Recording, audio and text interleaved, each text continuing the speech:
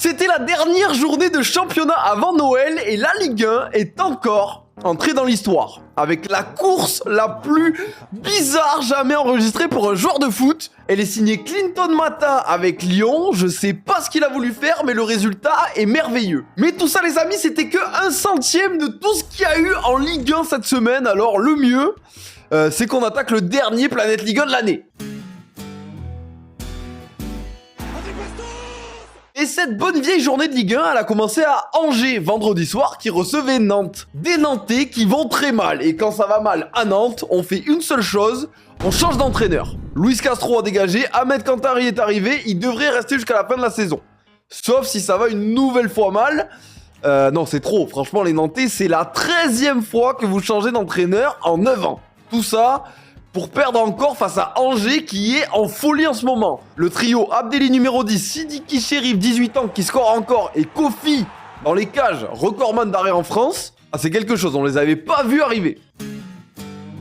Un peu plus tôt dans la semaine, je suis tombé sur un truc qui a attisé ma curiosité et vous allez voir, c'est marrant. Aux États-Unis, le site de sport FBref, il a dévoilé plein de stats sur tous les sports, dont le foot. Alors là, par exemple, c'est la carte des clubs les plus vus par état des États-Unis, hein. On voit beaucoup de clubs de PL, du Liverpool. Et puis, le Paris FC, dans l'Arkansas. Il y a aussi la même carte avec les joueurs. Alors là, cette fois, c'est juste du Messi ou du Ronaldo. Il y a un Salah, regardez. Et puis, Nuno Tavares dans le Maine. Qu'est-ce qu'il fout là? Aucune idée. Ce week-end, on a aussi eu droit au derby breton. Rennes, Brest. Des Brestois qui ont super bien entamé le match. Ils ont ouvert le score, ils étaient bien, ils dominaient. C'était parfait. Jusqu'à ce que... Oh là là. Là, boulette. Et puis, une minute après, reboulette. Résultat, Lala offre 2 buts aux Rennais qui repassent devant et gagnent le match. Et là, du coup, le bâton de Bourbotte, il passe de là à là. Et puis, je l'ai dit en intro, nous sommes avant Noël. Et qui dit Noël, dit marché de Noël. Je suis allé dans le nord de la France cette semaine. J'ai vu le marché de Noël de Reims et il y avait une boutique du stade de Reims. Donc, je vous ai demandé si ça existait ailleurs qu'en France et vous m'avez répondu pas mal de trucs. Petit florilège, alors des clubs qui ont une boutique dans un marché de Noël. Sochaux, Troyes, Lens, Amiens et Nantes. Chronique supporter désormais, où ceux qui ont fait la meilleure perf cette semaine, c'est les derniers. Le FC Metz avec sa liste au Père Noël et bien sûr, le FC Nantes. Ça va très mal et le match a priori était terriblement chiant. Pour pas dire autre chose. Écoutez.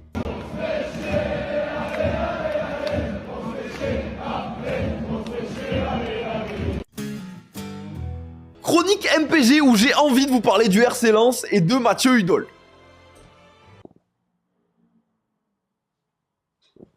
Les gars, la vie de ma mère, c'est devenu Roberto Carlos. 5 passes décisives en 6 matchs, il est complètement boosté, hein. Et je le rappelle, c'est un mec qui s'est fait 4 fois les croisés dans sa carrière. Cherchez pas, là, il est au prime de sa vie, je suis trop content pour lui, et en plus, c'est un joueur de MPG. Et je peux vous le dire que si vous l'avez dans votre équipe, le match, il est gagné tous les jours. Vous étiez 30 463 à l'avoir aligné, et si, par malheur, vous aviez aussi le binôme Hudson-Edouard, c'était 2 buts assurés ce week-end.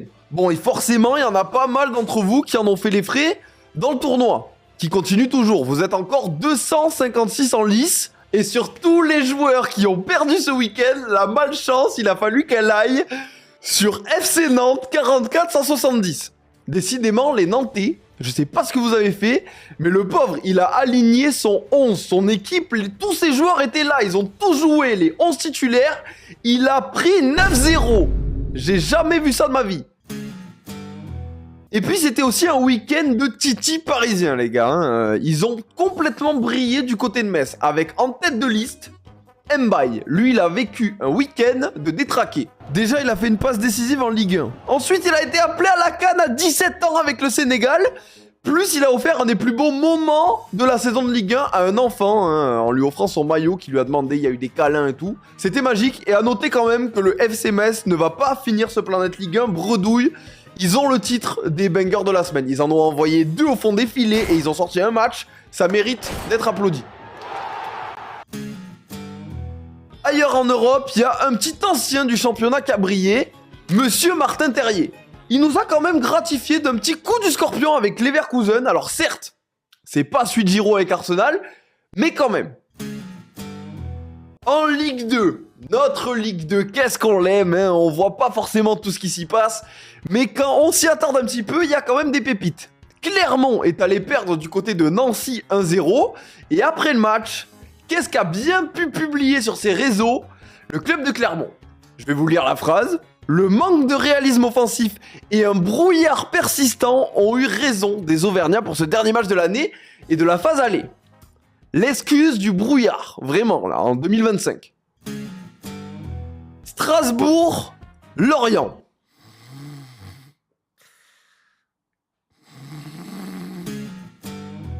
Parmi les clubs qui vont passer de super vacances de Noël, je demande Toulouse. Ils ont collé une danse au Paris FC, ils finissent l'année à la 8ème place. C'est beau, et je rappelle que toute cette belle série est partie d'une touche au Vélodrome, je m'en remettrai jamais. À Lyon, désormais, qui recevait Le Havre, alors certes, il y a eu la course de Clinton Mata qui est largement l'événement du match, hein, mais il y a aussi eu d'autres choses. Et honnêtement, je sais pas ce qui est le pire. Entre Issa Soumaré du côté du Havre, qui rate son 2e pénalty en une semaine, force à lui, ou la VAR qui a mis 4 minutes 50 chrono en main, vraiment j'ai chronométré, à savoir s'il y avait pénalty ou pas. Au final, il n'y avait même pas pénalty, ils ont arrêté le jeu presque 5 minutes. Par contre, le match du week-end, c'était Auxerre-Lille. Qu'est-ce que c'est que ce match de détraqué?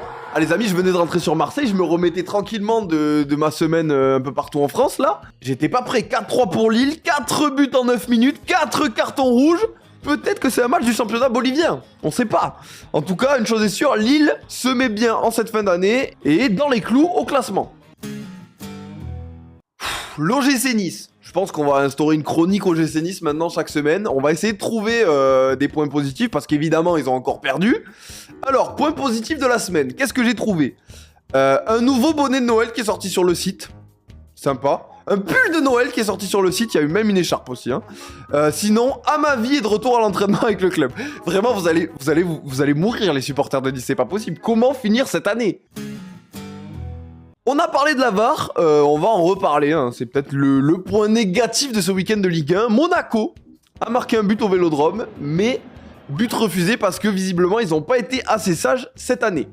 C'est la seule raison que j'ai trouvée à peu près valable.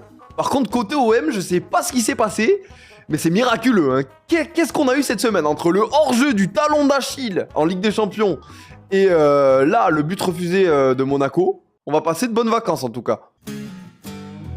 Et puis qui dit vacances dit peut-être ski. Certains d'entre vous vont peut-être aller sur les pistes, n'importe où dans les montagnes françaises. Faites attention, vous pourrez peut-être tomber sur un John Terry qui va à balle sur les pistes. Il se régale du côté de Val d'Isère, en tout cas cette semaine.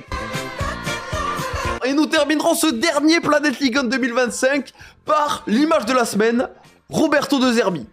Et oui, sur le but de Greenwood à la 82e minute qui offre la victoire aux Marseillais, il a soulevé le premier truc qui est passé devant lui et c'était le ramasseur de balles. Voilà les amis, merci à tous pour cette formidable année où vous m'avez accompagné dans ce Planète Ligue 1 et puis on se dit à 2026 et n'oubliez jamais, vive la Ligue 1.